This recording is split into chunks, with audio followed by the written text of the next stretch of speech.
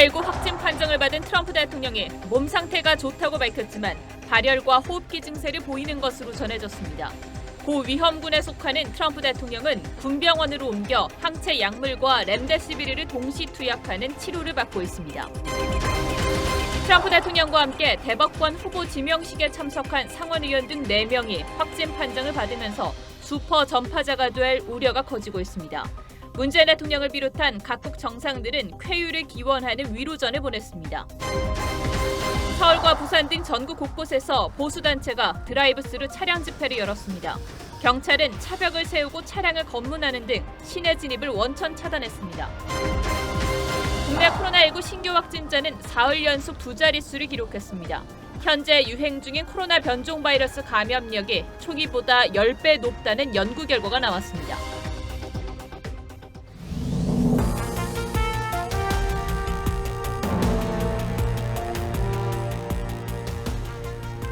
여러분 안녕하십니까? 박정훈입니다. 미국 대선이 불과 한 달밖에 남지 않은 시점에 트럼프 대통령 부부가 코로나19 확진 판정을 받으면서 미국이 대혼란 속으로 빨려들고 있습니다. 확진 판정을 받은 지 이제 만 하루가 지났는데 백악관에서 격리 치료를 받던 트럼프 대통령 결국 군 병원으로 옮겨 치료를 받기 시작했습니다. 보시는 것처럼 마스크를 쓰고 스스로 걸어서 헬기를 타긴 했지만 백악관에서 들리는 소식은 발열과 호흡기 증세가 있다는 겁니다. 병원 측은 심각한 상태는 아니라고 설명하고 있고 트럼프 자신도 몸 상태가 좋다고 했습니다만 어찌됐든 당분간 트럼프가 얼마나 빨리 건강을 회복할지에 초점을 두고 상황을 예의주시해야 할 것 같습니다. 오늘도 관련 소식들을 집중적으로 전해드리겠습니다. 먼저 유혜림 기자가 보도하겠습니다. 검정색 마스크를 낀 트럼프 대통령. 기자들 앞에서 엄지를 치켜 올리더니 다른 말은 없이 다소 어두운 표정으로 전용 헬기에 오릅니다. 예전에는 말할 것도 없고 코로나19 검사를 받은 직후인 어제만 해도 마스크를 쓰지 않았습니다. 트럼프는 곧장 워싱턴 DC 인근 월터 리드 군병원에 입원했습니다. 백악관은 만약의 상황에 대비해 며칠간 병원에서 일할 것이라고 설명했습니다. 워싱턴 포스트는 트럼프가 미열과 기침, 코막힘 증상을 겪고 있다고 보도했습니다. 멜라니아 여사도 가벼운 기침과 두통 증상을 보이는 걸로 전해졌습니다. 트럼프는 입원 직후 트위터를 통해 몸 상태는 좋다고 밝혔습니다. I think I'm doing very well, but we're going to make sure that things work out. The First Lady is doing very well. 트럼프와 대선 토론에서 설전을 주고받은 바이든 후보는 음성 판정을 받았습니다. And so I got two COVID tests this morning. Everything is clear. We want to make sure everything was clear before I came. 권력 승계 서열 1위인 펜스 부통령도 음성 판정을 받았습니다. 백악관은 대통령이 입원했지만 권력 이양은 없을 거라고 밝혔습니다. TV조선 유혜림입니다. 트럼프 대통령이 얼마나 빨리 회복할지는 당장 내달 대선뿐 아니라 5개월의 남은 임기를 고려했을 때도 매우 중요한 문제입니다. 기저질환이 없긴 하지만 올해 74세로 고령인데다 비만 판정으로 고위험군에 속해서 의료진도 걱정이 많다고 합니다. 주치의는 중증으로 진행되는 걸 막기 위해서 임상시험 중인 실험용 항체 약물까지 투약했습니다. 배상윤 기자입니다. 트럼프 대통령은 올해 74입니다. 몸무게는 110kg, 비만입니다. 고령과 비만, 코로나19의 전형적인 고위험군입니다. The important thing is that he is in an age group that does carry risk for severe COVID. So this is very concerning. 이 때문에 션 콜리 주치의는 중증 환자용 약물인 렘데시비르를 투여했습니다. 식품의약국은 지난 5월 중증 환자 치료제로 긴급 사용을 승인했는데 지금 중증은 아니지만 중증으로 진행되는 걸 막기 위한 거라고 콜리 주치의는 설명했습니다. 또 생명공학업체인 리제네론이 개발 중인 항체 약물 1회분 8g을 예방적 조처로 투약했습니다. If we give our antibodies, we hope that we will give his immune system enough of a boost so that he can win this and make a complete recovery.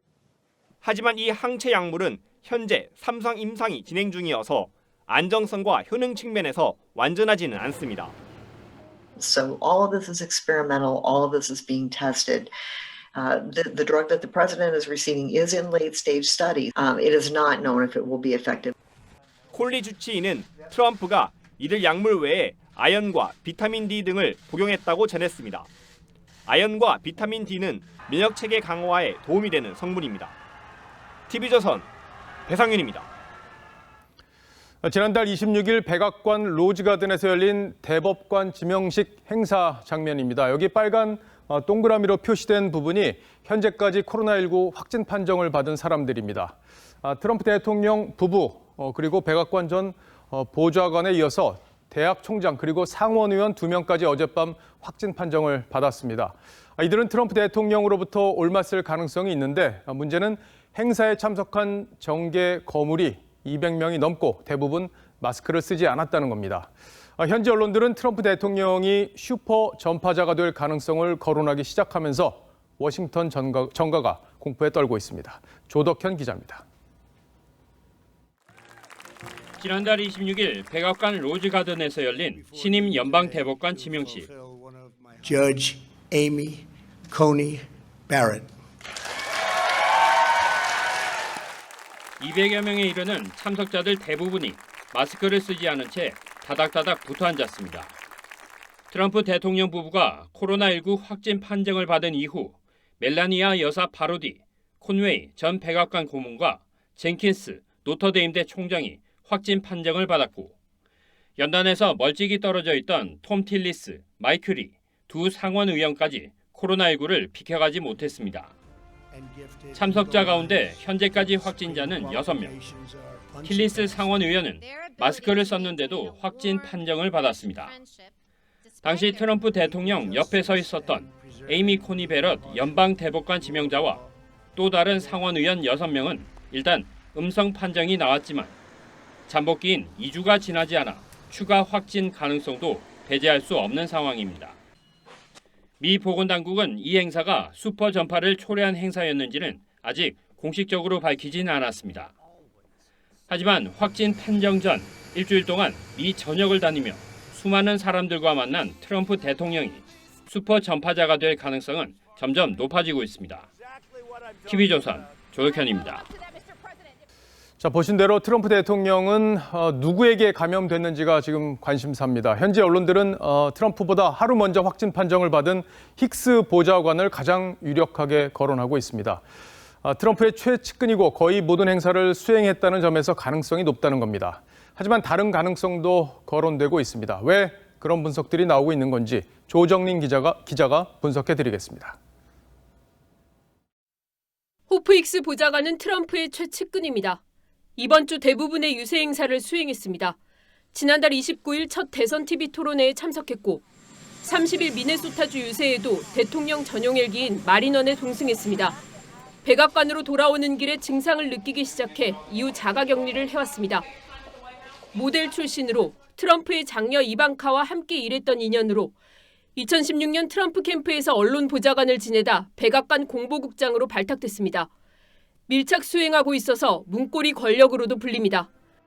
BBC는 트럼프 일가와 가장 가까운 내부자로 꼽힌다고 전했습니다. And I just went out with a test. I'll see what, because we spent a lot of time and the First Lady just went out with a test also. 하지만 잠복기가 평균적으로 4일에서 7일인 점을 감안하면 힉스 보좌관이 아닌 다른 경로를 통해 감염됐을 가능성도 있습니다. 유세 현장에서 트럼프가 지지자들과 접촉해 감염됐을 수도 있습니다. 물론 힉스 보좌관이 어디에서 감염됐는지도 아직 확인된 게 없습니다. 뉴욕타임스는 트럼프 대통령이 언제 어떻게 바이러스에 감염됐는지 아직 명확하지 않다고 보도했습니다. TV조선 조정린입니다.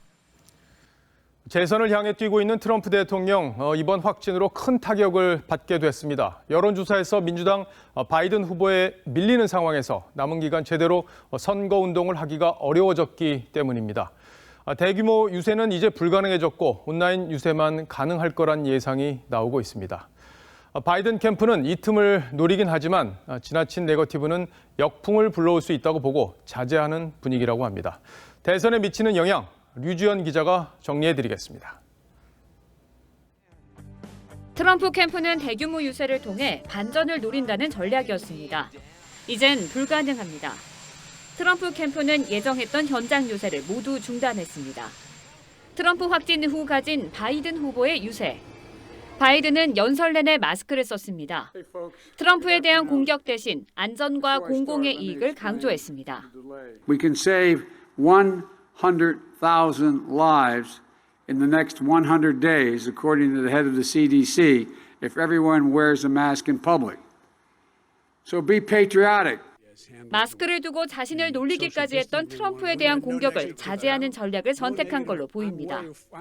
지나치게 공격할 경우 역풍을 맞을 수도 있기 때문입니다. 마스크를 안 써왔던 트럼프와 차별화할 부분이기도 합니다. No one likes wearing a mask. None of us do. But we do it in the spirit of love thy neighbor. 사우스캐롤라이나, 알래스카 등 일부 경합주에서는 바이든의 지지율이 오르고 있어 승기를 잡을 수도 있다고 미국 언론들은 보도했습니다. TV조선 류주현입니다.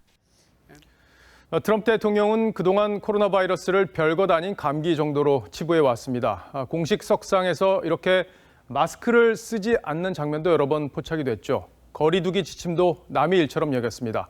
그 바람에 트럼프 지지자들도 바이러스를 얕보게 됐고 결과적으로 미국의 방역 실패로 이어졌습니다. 이번 대선에서 코로나 확산에 대한 정치적 책임을 추궁당하기도 했는데 트럼프의 자업자득, 오늘의 포커스에서 짚어드리겠습니다. 코로나19는 감기 같은 거라고 주장했던 트럼프 대통령. 마스크를 권장하긴커녕 핑계를 대며 거부합니다. Well, if they're a certain distance from me or if they're a certain distance from each other, they do. In the case of me, I'm not close to anybody.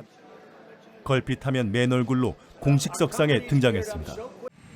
심각해지던 지난 봄에도 종식을 자신했죠.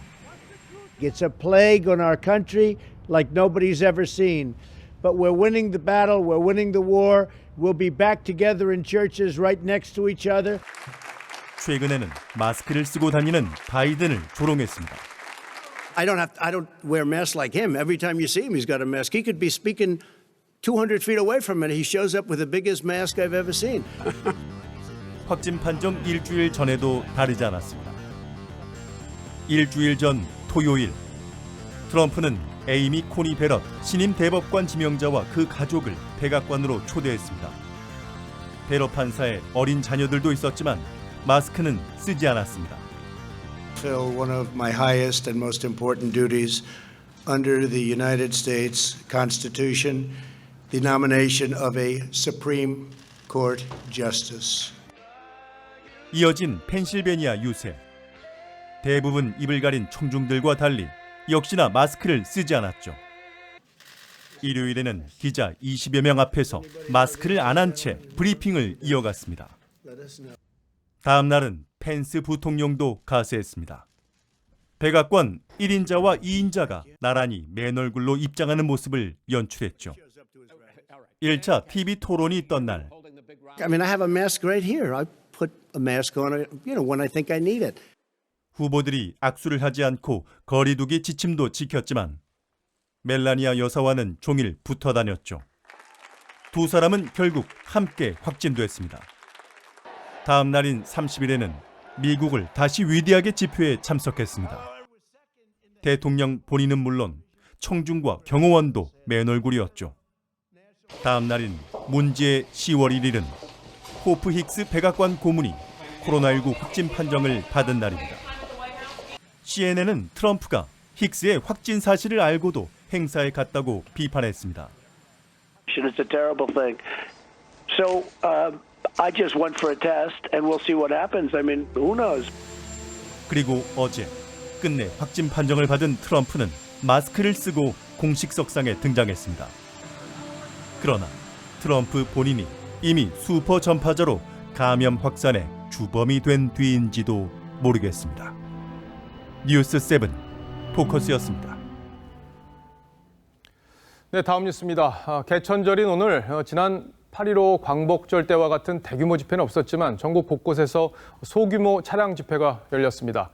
조국 전 법무장관과 추미애 법무장관 자택 인근에서도 최근 수사를 비판하는 차량 집회가 열렸습니다. 이른바 드라이브 스루 형식으로 진행된 집회 현장 성민혁 기자가 다녀왔습니다. 차량 9대가 도로 위를 줄지어 달립니다. 승용차 옆면엔 추미애 법무장관을 비판하는 글이 붙어 있습니다.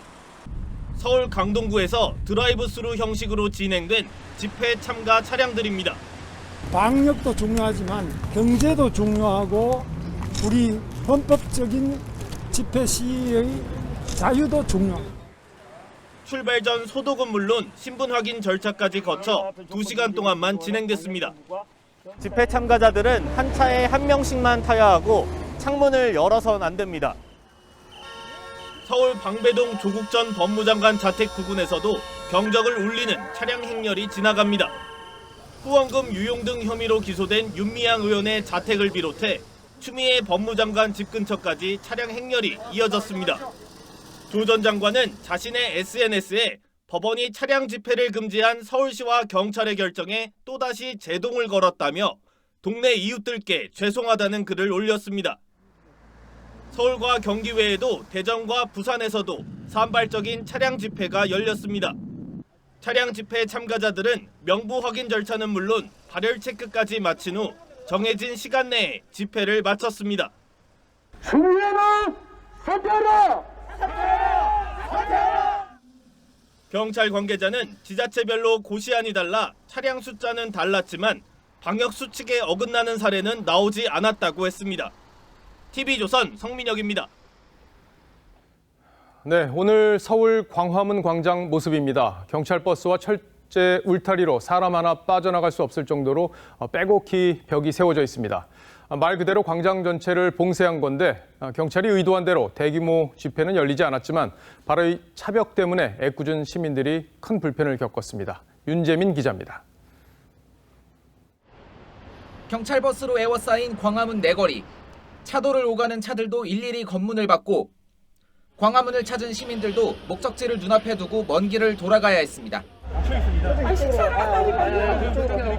아니 그냥 뚜벅이로 다니는 사람들은 어떻게 이라고? 이거 시위 막는 것도 아니고 사람들까지 막아버리는. 대면 집회 없이 차량으로만 진행됐지만 경찰은 개천절 집회를 원천 차단하겠다며 서울 전역에 180개 중대 11,000여 명을 배치했습니다. 풍길가는 대형 버스와 철제 울타리로 막혀 있고 골목길도 이렇게 가벽으로 막혀 있어 인적을 찾기 어렵습니다. 신분증 확인은 물론 광화문으로 가는 목적까지 밝혀야 진입이 허용됐습니다. 코로나 불황에 주말 장사까지 망친 광화문 지역 상인들은 분통을 터뜨렸습니다. 상인 입장에서는 진짜 나쁜 거죠. 여기는 이건 더 장사 안 되는데 더 안 해요. 위치에 못 다니게. 100에서 한 150명 정도는 기본으로 오는데 오늘 같은 경우는 경찰관 포함해서 4팀 왔습니다. 4명. 이해는 하나 너무 강력하니 이렇게 막아버리니까. 신고된 집회 일정은 끝났지만 경찰은 돌발 시위 가능성에 대비하겠다며 늦은 밤 철수하기로 했습니다. TV조선 윤재민입니다.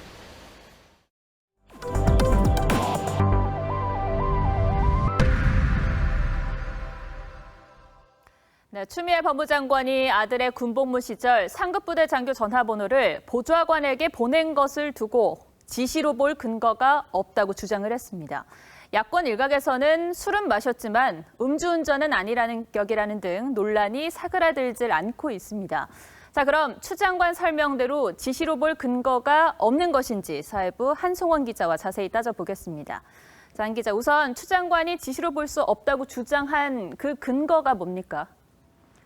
네, 추 장관은 아들의 군복무 시절 휴가 처리 관련 선후 관계를 근거로 들었습니다. 네. 2017년 6월 21일 아들로부터 받은 상급부대 장교 연락처를 단순 전달한 것일 뿐 이미 일주일 전 1차 병가 연장 당시 보좌관과 해당 장교가 서로 연락을 하고 있었다는 그런 주장입니다. 예. 당시 아들의 상황을 구체적으로 알지 못했으니 지시는 아니었다. 그런 논리입니다.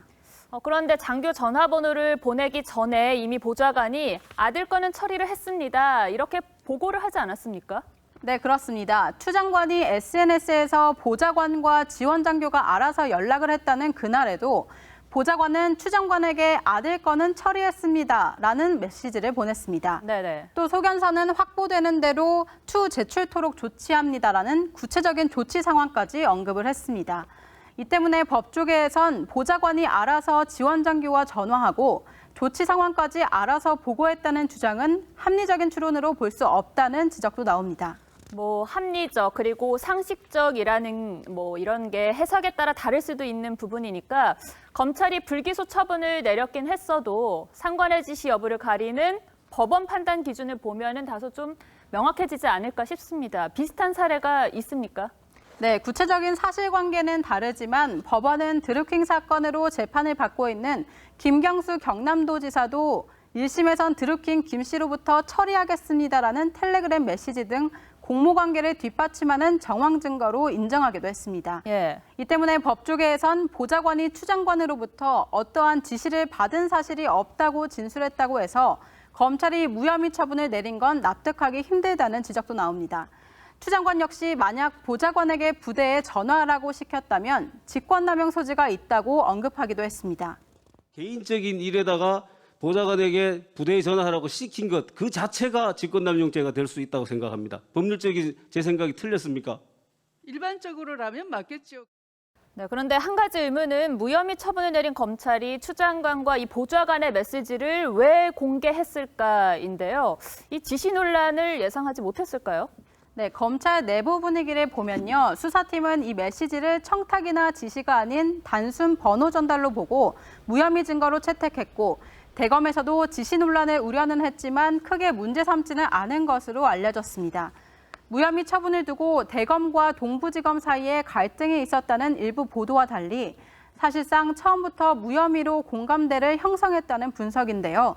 그렇다 보니 법조계에선 결론은 무혐의로 낸 후 사실관계를 그대로 공표하기로 하고 형사사건 심의위에서도 만장일치로 공개하자고 하니 보도자료에 메시지가 담겼습니다만 결국 검찰이 추후에 문제가 됐을 때 추 장관에게 책임을 떠넘기려는 게 아니냐 이런 지적도 있습니다. 그러니까 검찰도 추 장관도 상충되는 부분이 없지는 않은 것 같네요. 한송원 기자 잘 들었습니다. 네, 다음 뉴스입니다. 국내 코로나19 신규 확진자 수가 사흘 연속 두 자릿수를 유지했습니다. 부산에서 고향을 방문한 귀성객 2명이 확진되는 등 산발적인 감염이 잇따랐습니다. 방역당국은 아직 연휴가 끝나지 않은 데다가 인구 이동으로 인한 잠복기를 고려하면 확진자가 폭발적으로 증가할 가능성이 있다며 거듭 또 주의를 당부했습니다. 자, 그리고 주의 깊게 볼 새 연구 결과가 나왔는데요. 현재 유행 중인 코로나 돌연변이가 초기보다 그러니까 우한 사태 때보다 감염력이 10배 이상 높다는 게 실험으로 확인됐습니다. 최원영 기자입니다. 코로나19 바이러스는 지난 12월 중국 우한에서 처음 발생한 이후 변이를 거듭했습니다. 이 가운데 최근 유행하는 D614G 변종 바이러스가 감염력이 기존에 비해 10배 이상 강하다는 연구 결과가 나왔습니다. 새로 등장하는 병원체의 경우 시간이 지나면 지날수록 전염력, 전파되는 효율은 높아지고 미국 노스캐롤라이나대와 텍사스대 연구진이 각각 인체세포 등을 대상으로 실험한 결과 D614G 돌연변이는 스파이크 단백질의 구조를 바꿔 침투력을 높이는 것으로 나타났습니다. 변이가 반복될 경우 향후 항체 치료제나 백신 개발에 영향을 줄 수 있습니다. 스파이크 단백질의 어떠한 형태의 변이가 나타나느냐에 따라서는 백신이 효과가 떨어지거나 없는 경우가 생길 수도 있겠죠. 결국 백신이 나올 때까지 마스크 착용 등 개인 방역의 중요성이 커진 가운데 방역당국은 현재 우리나라에서 유행 중인 돌연변이의 감염력에 대해서도 분석 중이라고 밝혔습니다. TV조선 최원영입니다. 지푸라기라도 잡고 싶은 절박한 마음을 이용한 사이비 교주가 법의 심판을 받게 됐습니다. 젊어진다며 엉덩이에 들기름 주사를 놓고 대소변을 먹인 것도 모자라 투자금 명목으로 돈까지 가로챘는데 대법원이 징역 4년 6개월을 확정했습니다. 주원진 기자입니다. 2011년 11월 사이비 종교를 만든 윤모 씨. 삭힌 식초물을 만병통치약으로 속여 팔기 위해 전복 껍데기 등을 갈아 치매, 파킨스병 치료제로 속여 팔기도 했습니다. 처음에 먹고 한 달 좀 지났는가 뭐 어째 하여튼 배가 아프고 설사가 자꾸 나더라고요. 오히려 힘이 빠지고. 젊어지는 효과가 있다며 수련생들에게 들기름으로 만든 주사를 놓고 영유아 대변도 약으로 먹게 한 것으로 파악됐습니다. 윤신 재판 과정에서 피해자들의 간청에 의해 어쩔 수 없이 침을 놓아준 것이고 들기름을 주사한 바도 없다고 주장했습니다. 하지만 1, 2심 법원에 이어 대법원도 윤 씨의 범행 수법이 매우 좋지 않다며 징역 4년 6개월을 확정했습니다. 항소심 재판부는 각종 질병이나 노안으로 고통받는 사람들을 현혹해 피고인을 추종하게 하고 투자금 등을 받는 등 범죄가 충분히 인정된다고 판단했습니다. 대법원 역시 사기와 무면허 의료행위, 무허가 의약품 제조 행위에 관한 법리를 오해한 잘못이 없다며 실형을 확정했습니다. TV조선 주원진입니다. 전남 장흥에 가면 껍데기 안이 비어있는 호두가 있습니다. 쇠망치로도 잘 깨지지 않는 손 지압용 호두인데 가격이 수백만 원에서 최고 1억 원까지 한다고 합니다. 자, 어떤 호두이길래 그럴까요? 오선열 기자가 취재했습니다. 전남 장흥의 한 마을에 호두나무 100여 그루가 빼곡합니다. 긴 막대로 초록빛 열매를 따 깨끗하게 씻고 벗겨내니 진한 갈색의 장흥 귀족 호두가 모습을 드러냅니다. 옅은 갈색의 표면이 매끈한 식용호두와 달리 암갈색에 가깝고 호두 표면이 울퉁불퉁합니다. 장흥 귀족 호두는 일반 호두와 달리 이렇게 망치로 내려쳐도 잘 깨지지 않습니다. 속이 비었기 때문에 먹을 순 없지만 손놀이개나 지압용으로 유명합니다. 귀족 호두는 그와 정반대의 현상이 일어나요. 그래서 이제 알맹이는 들어있지 않고 표피는 단단해서 소운동 지압용 호두로. 장흥 귀족 호두나무는 300여 년 전 가래나무와 식용 호두나무가 자연 교배되면서 만들어진 것으로 추정됩니다. 장흥에서 생산하는 귀족 호두는 연간 1000여 개. 이 가운데 3% 정도만 명품 인증을 받습니다. 크기와 모양에 따라 가격이 다른데 최고가 귀족 호두는 한 쌍에 1억 원입니다. 이각이 정품이고 명품입니다. 그러나 변이종으로 삼각, 사각이 1000개에서 약 한 알 0.1% 생산되기 때문에 희귀성 원리로 지압용 귀족 호두는 전국은 물론 세계에서도 유일한 장흥군의 자생 품종입니다. TV조선 오순열입니다. 추석 연휴에 국내 증시는 휴장했지만 미국 주식시장은 열렸죠. 연휴 동안 테슬라나 애플 등 기술주가 심하게 출렁이고 또 어제는 트럼프 대통령 코로나19 확진 뉴스까지 전해지면서 미국 주식 투자자들은 밤잠을 설친다고 합니다. 이 불안한 밤이 언제까지 이어질지 이상배 기자가 전망을 들어봤습니다. 트럼프 미 대통령의 코로나19 확진이라는 메가톤급 뉴스가 전해진 지난밤. 뉴욕 증시는 장 초반 급락하다 신규 부양책에 대한 기대감 속에 낙폭을 그나마 줄였습니다. 다우존스 지수는 전날보다 0.48%, 스탠더드 앤 푸어스는 0.96% 하락에 그쳤지만 기술주들이 몰려있는 나스닥은 하루에만 2% 이상 폭락했습니다. 문제는 뉴욕 증시의 불안한 흐름이 이미 지난달부터 이어졌다는 겁니다. 지난달 애플의 주가는 신제품 발표 소식에도 16%가량 떨어졌고 테슬라도 15%가량 추락했습니다. 수소전기 트럭업체 니콜라는 사기 논란 속에 롤러코스터 장세를 이어가고 있습니다. 하지만 해외 증시로 향하는 국내 투자 러시는 꺾이지 않고 있습니다. 지난해 25억 달러에 불과했던 해외 주식 순매수액은 올해 145억 1,400만 달러까지 껑충 뛰었습니다. 자다가 한 번씩은 깨는 것 같아요. 평균적으로 한 새벽 4시, 새벽 5시 주식 창을 한번 보고 자요. 애플이나 테슬라 등 미국 주식에 거액을 투자한 소위 서학개미들이 추석 연휴에 잠 못 드는 밤을 보낸 이유입니다. 불확실성이 높게 유지될 가능성이 높아 보이죠. 어차피 대선까지는 여러 가지 변수가 계속해서 나올 수밖에 없거든요. 트럼프 대통령의 코로나 확진까지 더하는 미국 시장의 불안정성은 당분간 더 커질 수밖에 없다는 분석입니다. TV조선 이상배입니다. 신재생에너지 전환 정책으로 몇 년 사이 풍력 발전이 크게 늘었습니다. 주요 발전사의 투자 금액만 1,000억 원이 넘습니다. 그러나 이용률은 20%에도 미치지 못하는데요. 그 이유가 뭔지 송병철 기자가 단독 취재했습니다. 제주도의 한경 풍력발전. 전력회사가 우리나라에 처음 지은 풍력발전소입니다. 하지만 지난해 이용률은 21.1%, 49% 안팎인 미국에 비하면 절반 수준에도 미치지 못합니다. 발전기 딱 방향에 맞는 그 바람이 불 때만 풍력 발전기가 돌아가다 보니까 아무래도 이용률이 좀 낮죠. 지난해 발전 5개사의 풍력 발전 이용률은 평균 16.5%에 불과한 것으로 밝혀졌습니다. 적정 이용률인 25%에 한참 못 미칩니다. 동서발전의 지산풍력이 9.5%로 가장 낮았고 남부발전의 성산풍력이 25.9%로 가장 높았습니다. 입지가 부적절한 탓에 발전을 위한 바람의 방향과 양이 일정하지 않은 경우가 많고 대부분 유럽산 부품을 쓰다 보니 고장이 날 경우 수리하는 데 상당한 시일이 걸립니다. 사정이 이렇다 보니 설비와 수리에 지금까지 발전 5개사가 투자한 금액만 1,089억 원이 넘습니다. 정부는 풍력의 설비를 2017년 1.2기가와트에서 2030년 17.7기가와트까지 늘려나간다는 계획입니다.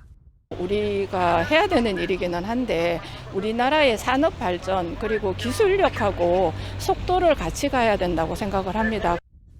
풍력 발전소로 인해 곳곳에서 불거지는 산림 훼손 논란과 주민들과의 마찰도 풀어야 할 숙제입니다. TV조선 송병철입니다.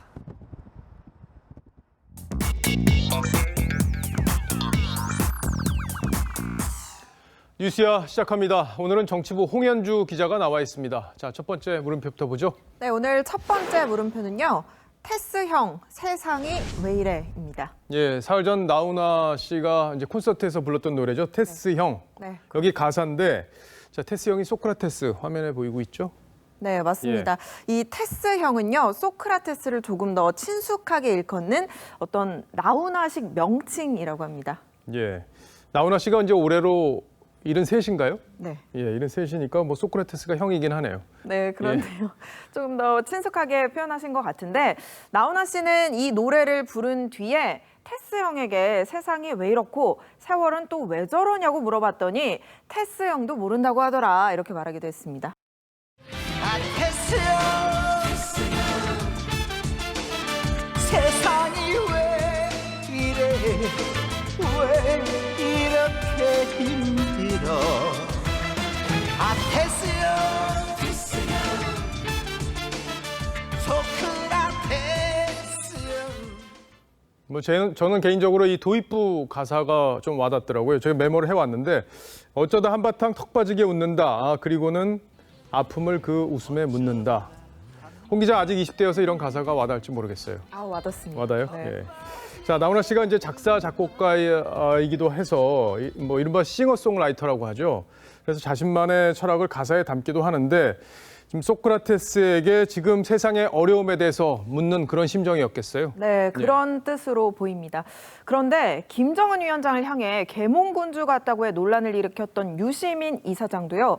공교롭게도 같은 날 이 소크라테스를 언급했습니다.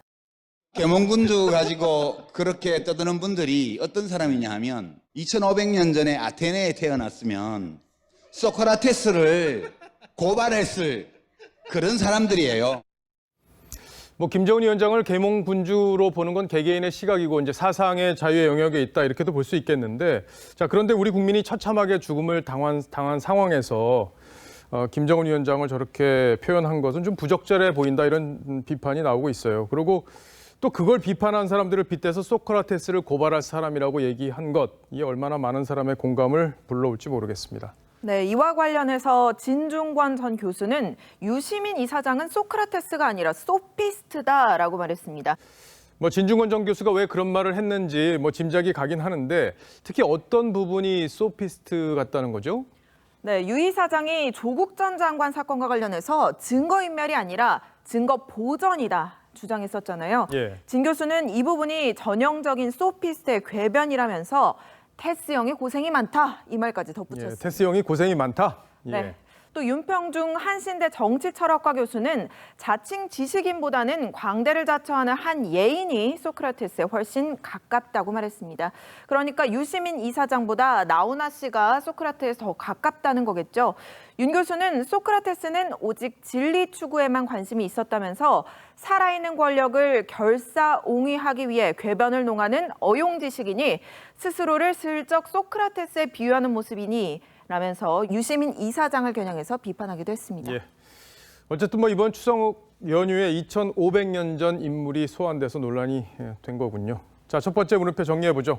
네, 첫 번째 물음표 테스형 세상이 왜 이래 느낌표는 살다 보면 알게 돼로 정리해봤습니다. 예. 네, 지금 들으신 노래가 나훈아 씨의 또 다른 노래 공인데요. 길공자의 의미를 강조한 곡입니다. 살다 보면 비운다는 것의 의미를 알게 된다는 내용인데요. 욕심 없이 비우면서 사는 사람이 좀 더 많아지면 좀 더 살만한 세상이 되지 않을까라는 점에서 오늘 느낌표로 달아봤습니다. 예, 뭐 어지러운 세상에 울림이 있는 말입니다. 자, 두 번째 물음표로 넘어가 보죠. 네, 두 번째 물음표는 방역 포스터에 웬 박능우 얼굴입니다. 예, 보건복지부 장관 박능후 장관의 얼굴이 포스터에 등장을 했습니까? 네, 그렇습니다. 보건복지부가 공식 SNS에 올린 추석 포스터에 박능후 장관 얼굴이 올라와 논란이 되고 있습니다. 한번 보실까요? 보름달이 뜬 이 밤하늘을 배경으로 박능후 보건복지부 장관이 정자세로 서 있습니다. 쉼없이 방역관리에 만전을 기하겠습니다라는 문구도 눈에 띄는데요. 이 포스터는 강도태 2차관과 김강립 1차관 그리고 박능후 장관까지 총 3가지 버전으로 제작돼 공식 SNS에 사흘 연속 올라왔습니다. 예, 뭐 보건복지부가 방역에 신경 쓰고 열심히 방역을 해야 되는 거 이거 어찌 보면 당연한 건데 차관들 포스터에는 보니까 추석 연휴에 좀 집에서 머물러 줬으면 하는 어떤 메시지가 담겼기 때문에 나름 의미가 있어 보이는데 박능후 장관 거는 그냥 뭐 홍보성으로 볼 여지가 다분해 보여요. 네, 그래서인지 지금 온라인에서도 비판 여론이 많습니다. 좋아요가 많이 달린 댓글을 몇 개 한번 꼽아봤습니다. 소수의 장차관들만 코로나를 지키고 있는 것처럼 보인다. 선거 포스터를 미리 만든 거냐, 지금 이런 거 찍을 여유가 있는 거냐, 이렇게 비판 여론이 대다수였습니다. 예. 자, 근데 이렇게 부처에서 저런 장관 홍보를 하는 오해를 받을 수 있는 그런 홍보물을 제작했던 전례가 많이 있습니까? 네, 저희가 지난 정부 홍보물까지 좀 찾아봤는데 사례가 굉장히 드물었습니다. 예. 지난해에는 법무부가 정책 홍보 예산으로 조국 당시 장관의 홍보 영상을 제작해서 법무부가 스스로 부적절했다는 걸 인정하기도 했습니다. 어쨌든 뭐 추미애 장관도 비슷한 논란이 있었던 걸로 저도 기억을 하는데 예. 이 정부로서는 코로나 대처 상황을 뭐 홍보하고 또 국민들로 하여금 참여할 수 있게 유도하는 것도 참 중요한 일이긴 한데 지금 상황이 굉장히 어려운 상황이니만큼 홍보 이것도 좀 진중하고 좀 신중한 자세로 해야 되지 않을까. 그렇게 해야 국민들도 설득되지 않을까 이런 생각이 듭니다. 자, 두 번째 물음표도 정리해보죠. 네, 두 번째 물음표 방역 포스터에 웬 박능후 얼굴의 느낌표는 정은경은 달랐다로 하겠습니다. 예. 이번 추석에 질병관리청이 올린 게시물 한번 보시겠습니다. 뭐 정은경 청장이나 권준욱 원장 등을 내세우지 않고 간결하게 방역 지침만을 당부한 모습입니다. 이렇게 공직자들은 자신을 내세우기보다는 봉사정신을 앞세우는 게 지금 더 필요한 시점으로 보입니다. 봉사정신을 앞세우는 거 참 쉽지 않은 일인가 봅니다. 자, 지금까지 홍현주 기자였습니다. 잘 들었습니다.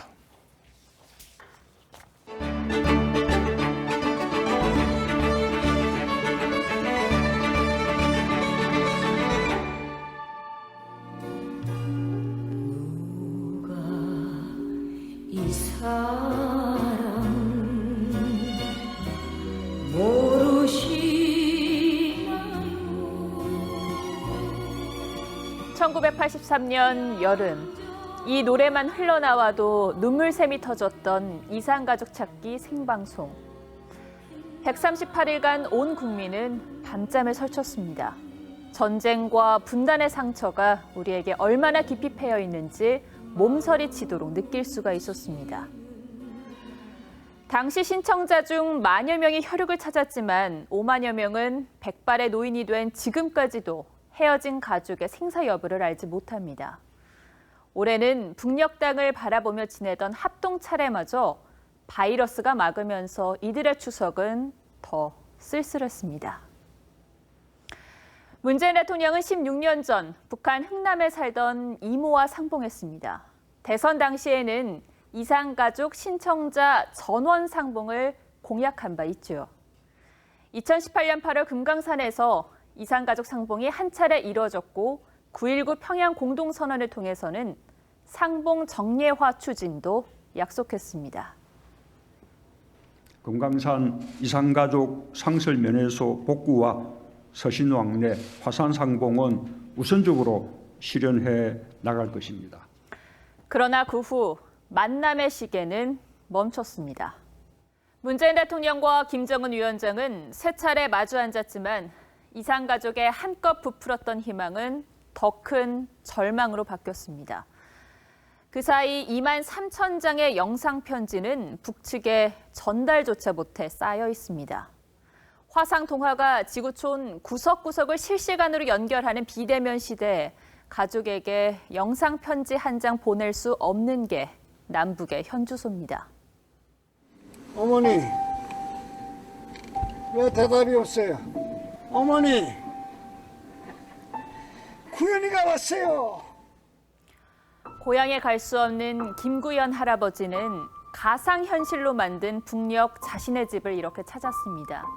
애타게 불러도 어머니를 볼 수는 없죠. 실향민의 가상 고향 방문 여정을 담은 캠페인의 한 장면인데 실제 고향집을 찾아도 그리운 가족을 만날 가능성은 점차 희박해지고 있습니다. 이산가족의 남은 소망은 작지만 간절합니다. 이산가족도 몇 년 이내지 몇 년 지나가면 의미가 없고 본 당사자들 죽은 뒤에 뭐 아무 의미 없잖아요. 정부의 바람이 생사 확인이라도. 오늘 앵커가 고른 한마디는 누가 이 사람을 모르시나요? 였습니다.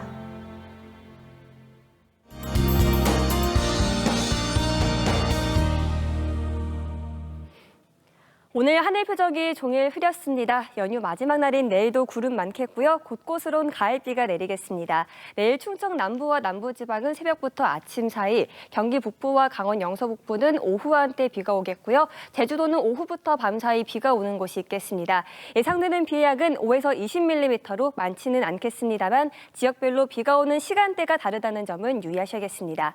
내일 아침 기온 보시면 예년보다 3도에서 5도가량 높게 출발하겠습니다. 서울이 16도, 춘천 12도, 광주와 대구 18도로 출발하겠고요. 내일 지역별 한낮 기온 보시면 서울이 21도, 대전 23도, 울산은 24도에서 머물겠습니다. 모레인 월요일부터는 뚜렷한 비 소식 없이 대체로 맑은 날씨가 이어지겠습니다. 다만 내일 비구름이 물러간 뒤 찬 공기가 유입되면서 날이 부쩍 쌀쌀해지겠는데요. 월요일 서울의 아침 기온이 10도, 화요일에는 한 자릿수인 9도까지 뚝 떨어지겠습니다. 감기에 걸리지 않도록 따뜻한 옷들 미리 꺼내두시기 바랍니다. 날씨였습니다. 길었던 추석 연휴가 이제 하루밖에 남지 않았습니다. 아까운 시간 행복하게 보내시기 바랍니다. 뉴스7 여기서 마치겠습니다. 시청해주셔서 고맙습니다.